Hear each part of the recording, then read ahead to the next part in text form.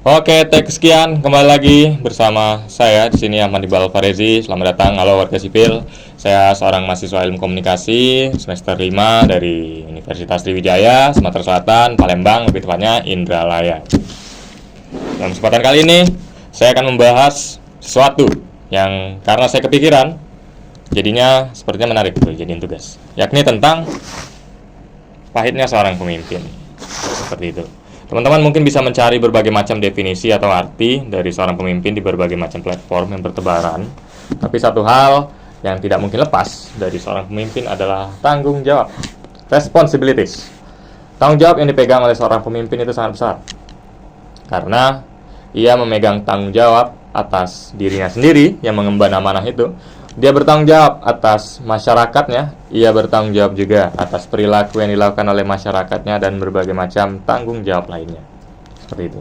Selain dia memegang tanggung jawab, dia juga memegang amanah untuk bisa mengarahkan organisasinya atau komunitasnya atau mungkin keluarganya untuk bisa menuju kepada apa yang saya sebut sebagai kesejahteraan. Yes.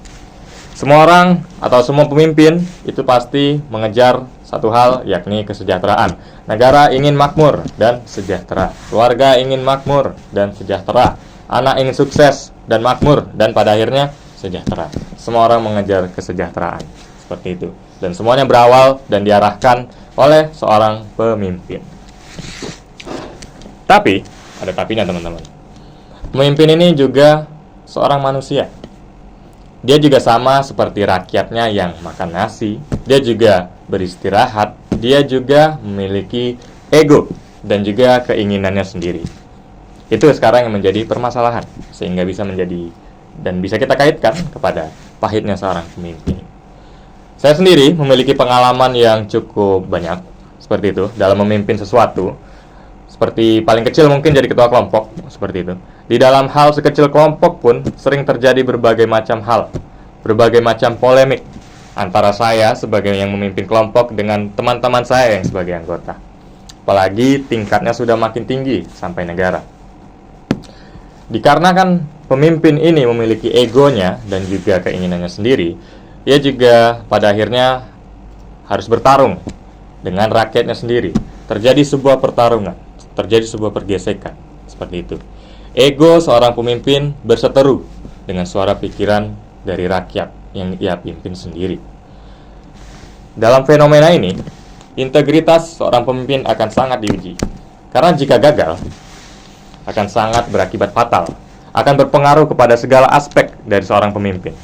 Dari citranya, kepercayaan masyarakat kepada dirinya, dan lain-lain. Dan pada akhirnya, paling buruknya apa? Konflik. Seperti yang sudah terjadi di negara kita. Tahun 98, rakyat sudah tidak percaya lagi dengan pemerintah. Pada akhirnya, demo terjadi di mana-mana, demonstrasi, kekerasan terjadi di mana-mana. Sebuah kericuhan yang saat itu banyak sekali memakan korban. Pada akhirnya apa? Presidennya diturunkan. Separah itu teman-teman. Hanya karena tidak bisa saling untuk memahami. Semua hal ini terjadi karena itu tadi, pertarungan ego dan keinginan antara si pemimpin dengan suara pikiran dari rakyat.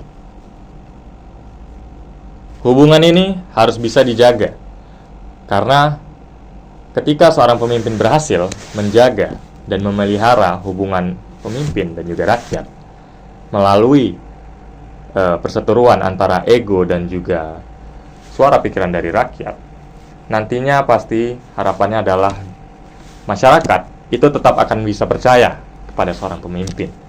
Kita sebagai pemimpin juga bisa leluasa karena tetap bisa menjalankan ego kita, menjalankan keinginan kita tanpa mengesampingkan rakyat. Perselisihan yang terjadi antara pemimpin dan juga rakyat itu harus terjadi secara inklusif, secara berkeseluruhan dan merata. Seorang pemimpin harus bisa membagi porsi antara egonya sendiri supaya tetap bisa sejalan dengan visi yang ia inginkan, tapi tidak boleh melupakan suara dari rakyat. Ia harus mempertimbangkan dan harus mendengarkan. Itu yang tidak bisa dilakukan oleh pemerintah kita. Sesimpel itu, tapi akibatnya bisa sefatal itu. Dengan kita bisa menjaga hubungan antara baik rakyat dan juga seorang pemimpin, maka harmonisasi akan terjadi. Kalau kata Aristoteles, kita bisa mencapai apa yang disebut dengan di dalam karyanya Politika, eudaimonia. Kalau teman-teman pernah dengar. Eudaimonia itu bagi yang mungkin belum tahu adalah suatu keadaan kehidupan di sebuah negara atau di sebuah organisasi di mana masyarakatnya, baik pemimpin dan masyarakatnya itu mencapai kesejahteraan yang sejati, kebaikan yang abadi, dan yang paling penting berkelanjutan. Seperti itu. Jadi kurang lebih seperti itu teman-teman, pahitnya menjadi seorang pemimpin. Ini adalah salah satu dari banyaknya kepahitan seorang pemimpin.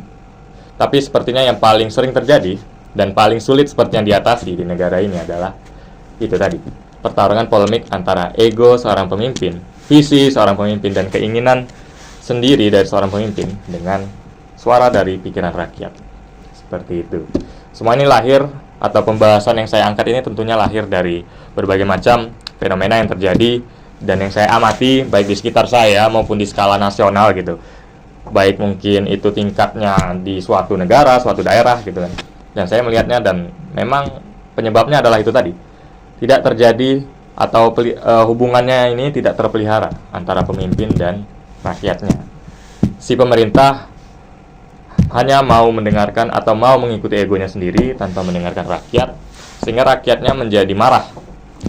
Karena padahal sebenarnya keduanya ini saling membutuhkan teman-teman.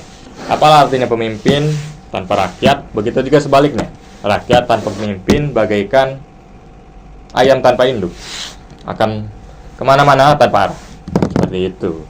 Jadi memang harus saling bisa mendengarkan, saling memahami. Seperti itu. Jadi mungkin kurang lebih seperti itu ya teman-teman, apa yang ingin saya bicarakan, yang ingin saya obrolkan. Terima kasih yang sudah mendengarkan sampai habis. Saya hargai sekali, terima kasih banyak, thank you.